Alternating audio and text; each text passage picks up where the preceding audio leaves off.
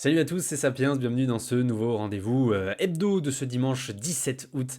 On se retrouve avec un marché qui voilà, nous a fait quand même un peu plaisir. On a Ethereum qui a été à quelques pourcentages, un micro-pourcentage de retrouver son sommet de 2021, comme on avait pu en tout cas l'envisager lors de la vidéo de la semaine passée. On a vu BTC, pardon, qui lui aussi a fait un nouvel ATH très très très bref, mais qu'il a quand même fait. On va quand même le notifier. Finalement, on va se poser la question de ce qui va se passer pour les 15 prochains jours du mois d'août. Est-ce que ça va toujours être dans le bon sens? Bon, évidemment, vous le savez, sur le très court terme, j'ai pas de boule de cristal. L'analyse on-chain fait ce qu'elle peut. On va, comment dire, l'appréhender et la comprendre telle qu'on le pourra, mais vous le savez, le but c'est de voir un peu plus moyen terme. Et vous connaissez mon biais là-dessus qui reste aussi pour la suite, même si, encore une fois, fin août et septembre peuvent nous réserver des surprises. On va quand même parler, comme vous le savez, des deux côtés, des deux facettes d'une pièce, le scénario baissier, le scénario haussier, et dans un premier temps, on va quand même faire un petit état des lieux de ce qui s'est passé ces derniers jours, et ensuite on va regarder ces deux scénarios. Et on va commencer par un indicateur de Block-Unity, qui en fait nous montre sur son Fear and Grid que globalement, malgré que là encore on soit qu'à 5% de l'ATH de BTC et à peu près 9-10% de l'ATH d'Ether, on revient sur un sentiment général sur le marché qui navigue entre est-ce que je dois commencer à avoir peur ou est-ce que je peux rester quand même optimiste. Donc c'est plutôt intéressant de voir que, encore une fois, la moindre correction fait vraiment douter le marché. Alors que pourtant, James Van Straten, pardon, qui est un analyste on-chain renommé, le dit bien, depuis début 2025, les corrections sont de plus en plus petites, depuis le précédent ATH à chaque fois, 30% en janvier, donc celle qui est arrivée au mois d'avril, 12% en mai, 9% en juillet et 7% actuellement. Donc il faut quand même se rendre compte que, mine de rien, on a des investisseurs qui ont peur, qui paniquent, qui en plus vendent à perte. On l'a vu ça au niveau on-chain. Il y a eu quelques prises de perte de la part des investisseurs les plus récents qui finalement ont capitulé, ont potentiellement aussi FOMO sur le dernier top et qui se retrouvent aujourd'hui à vendre légèrement en perte, mais quand même vendre à perte. Et globalement, quand on regarde ce graphique, pourtant, c'est vrai que depuis ce qui s'est passé au mois d'avril, on n'a pas eu de grosse correction digne de ce nom. On est vraiment arrivé sur un marché qui est assez plat, entre guillemets. Ok, on fait de nouveaux ATH, mais finalement, on reste dans cette consolidation qui dure depuis la mi-mai, ou, bon allez, depuis la mi-juillet globalement, où on navigue entre les 112, 120 et 123 000 dollars. Donc, le marché, pour autant, semble aller bien.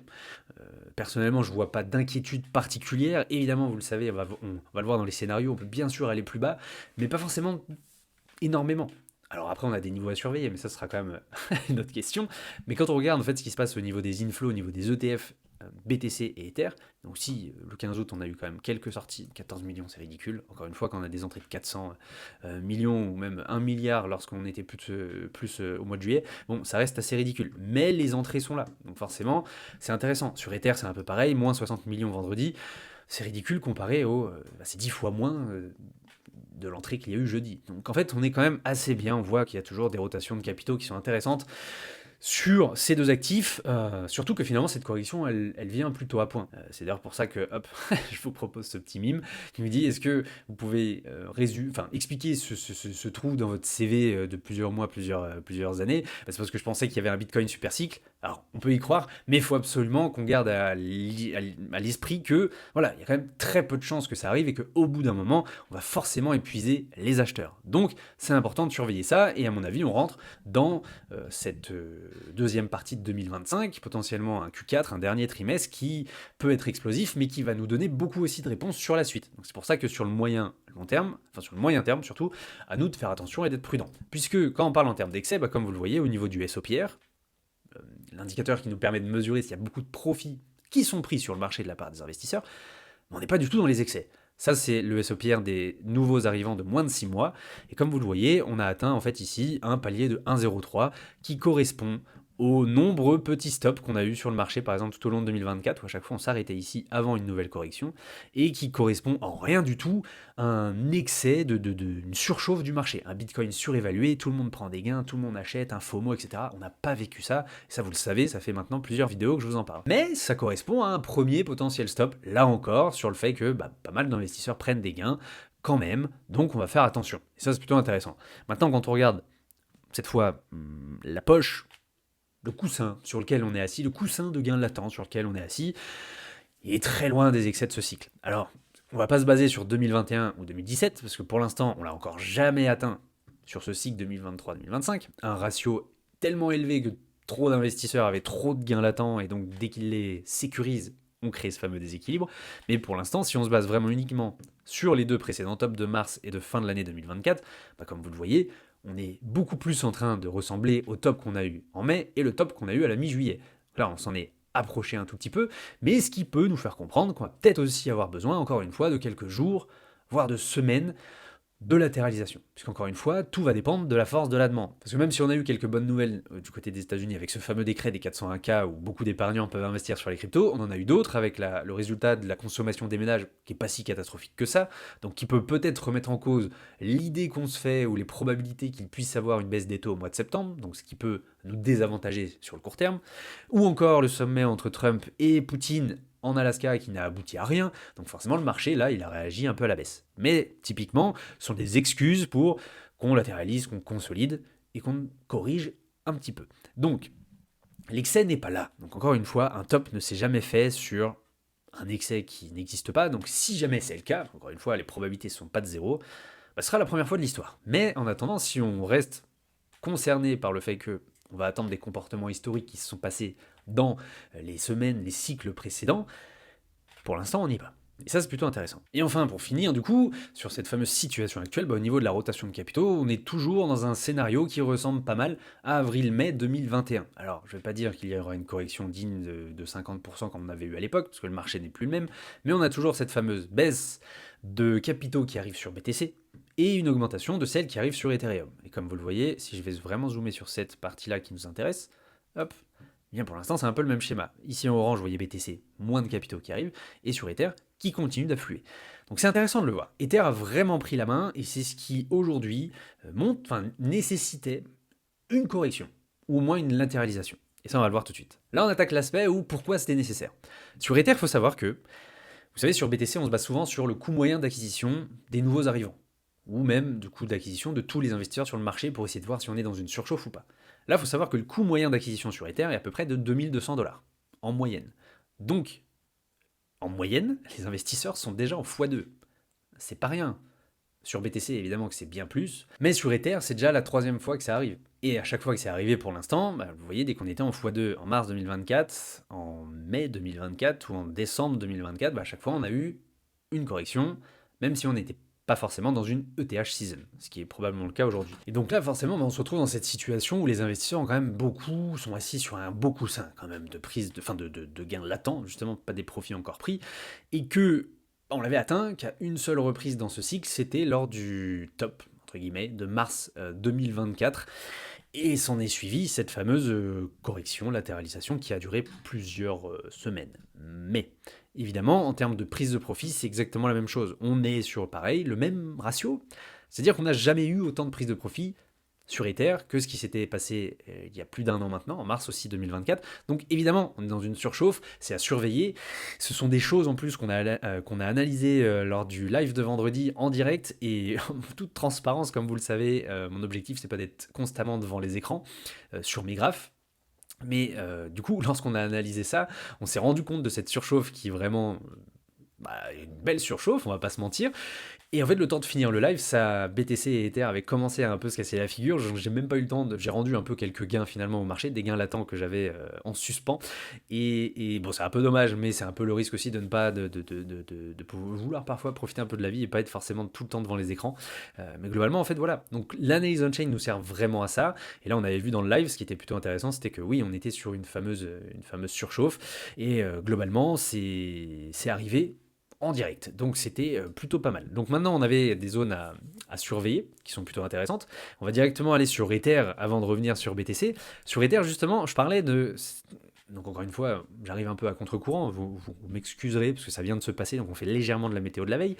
Mais globalement, je leur avais dit justement de surveiller de cette zone vers les 4400 $, puisque comme vous le voyez, ça correspond à cette première déviation standard qu'il faut tenir. C'est-à-dire qu'une fois qu'on passe au-dessus, on essaie de la tenir comme un support. Comme par exemple, c'est arrivé avec cette médiane jaune tout au long des deux précédents tops.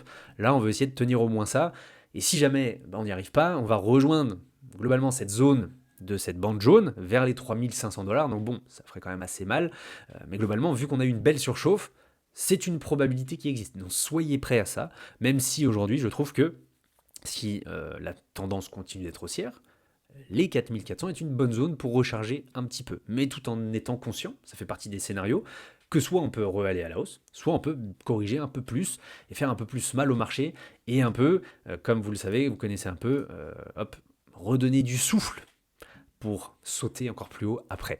Et donc ça se peut qu'on puisse avoir cette latéralisation, petite correction qui va faire un peu mal, avant justement qu'on ait besoin de... Enfin qu'on puisse repartir à la hausse. Donc soyez prêts à ça sur Ether. Même si là on est sur une sorte d'ETH season, comparé aux deux précédents tops de 2024, faut quand même être prêt à se dire que ça peut corriger plus bas, même si la tendance à moyen terme reste haussière. Sur BTC, les choses n'ont pas forcément changé non plus. C'est-à-dire que de son côté, vous connaissez, je surveille cette bande rouge ici qui correspond au coût moyen d'acquisition de tous les nouveaux investisseurs, à peu près estimé aux 108 000 $ aujourd'hui. Tant qu'on tient au-dessus, tant qu'on rebondit dessus, on est sur une tendance haussière. D'accord? C'est arrivé à plusieurs reprises, comme vous le voyez. Dès qu'on passe en dessous, par contre, bah là, on arrive sur une tendance qui est plutôt mitigée et on va se poser la question de, ok, jusqu'où on peut descendre? Pour l'instant, on ne va pas s'inquiéter de ça. On parle des 108 000 $ et en plus, vous le connaissez, ce graphique qui nous permet de voir les zones d'accumulation. Plus il y a des gros pâtés verts ou rouges en fonction de l'action du prix, c'est qu'il y a des grosses zones d'accumulation. Puisque déjà passer sous les 110 000, ça va être un beau challenge, parce que pour l'instant, on ne l'a toujours pas fait depuis le précédent top du mois de juillet. Donc ça va être extrêmement intéressant de voir si on peut aller en dessous ou pas.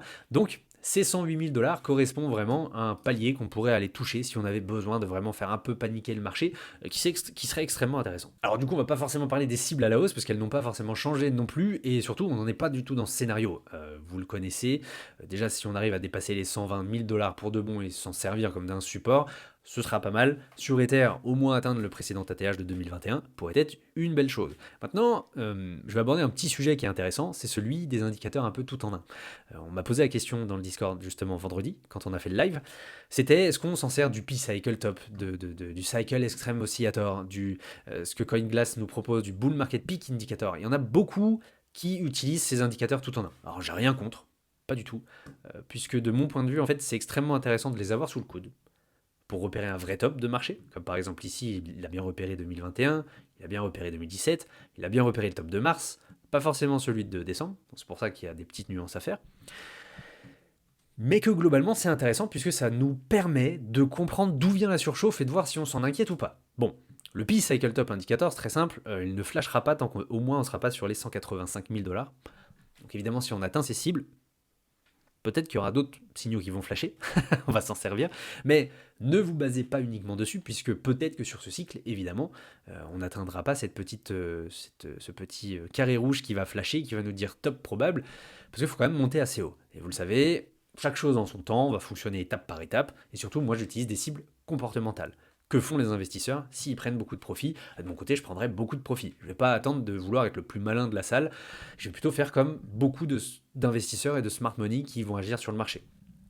Donc, ces types d'indicateurs sont extrêmement intéressants, puisqu'ils vont nous permettre de savoir quand est-ce que, voilà, si par exemple, tout d'un coup, on monte sur les 130, 140, sur BTC, si on arrive sur un 2 sur 30, 5 sur 30, 10 sur 30, on va peut-être pas se dire, ouais, c'est bon, on est toujours à 10 sur 30, on va pas vendre. Ça dépend lesquels sont touchés.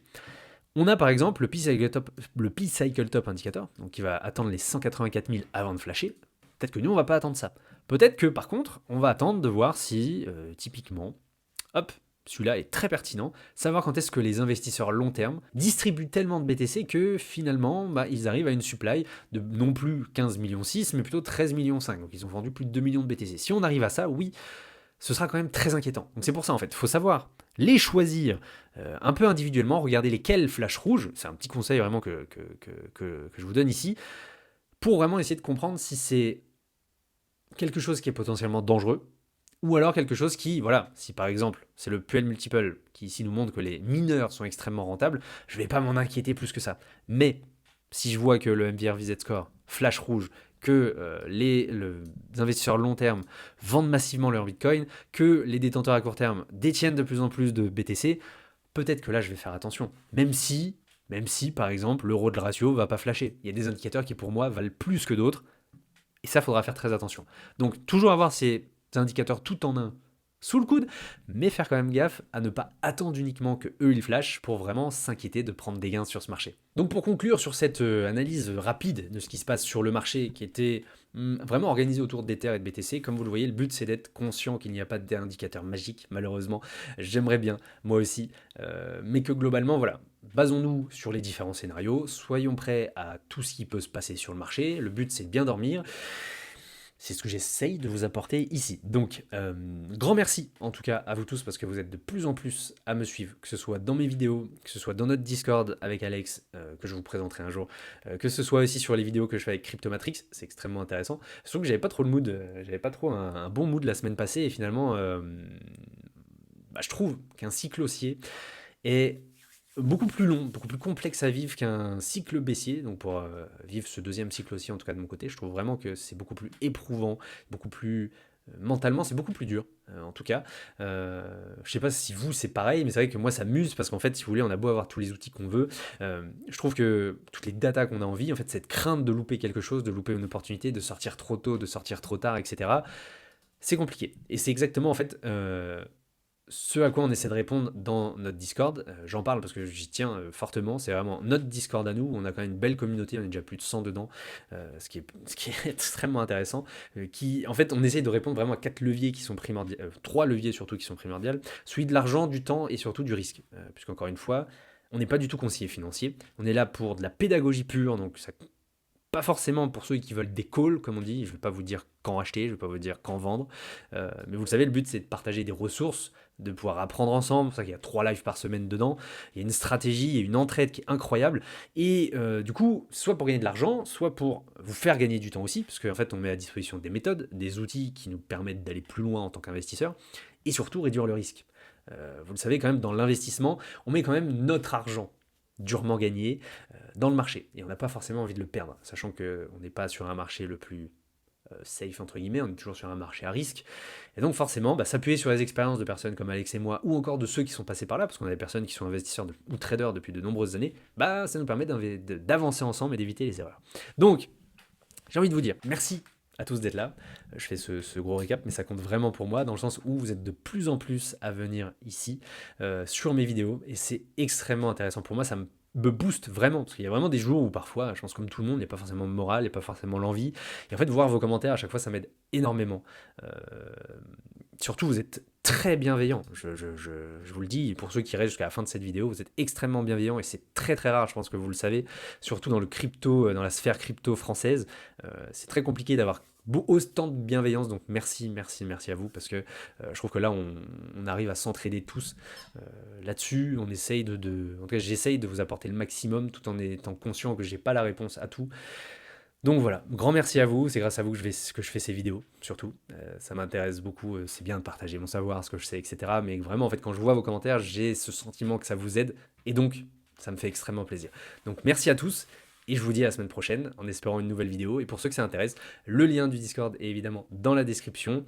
Pour l'instant, il est gratuit, je ne vais pas vous le cacher, après il va passer payant, parce que forcément, on y passe beaucoup d'heures dessus, on fait beaucoup de live, et surtout, on partage énormément de choses, des ressources, des mini-formations. On veut faire la chose la plus honnête possible, qui nous ressemble le plus, c'est-à-dire on fait ça par passion.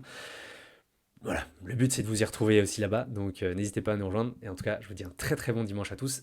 Prenez soin de vous et faites attention à ce qui se passe sur le marché et à vos émotions. À bientôt.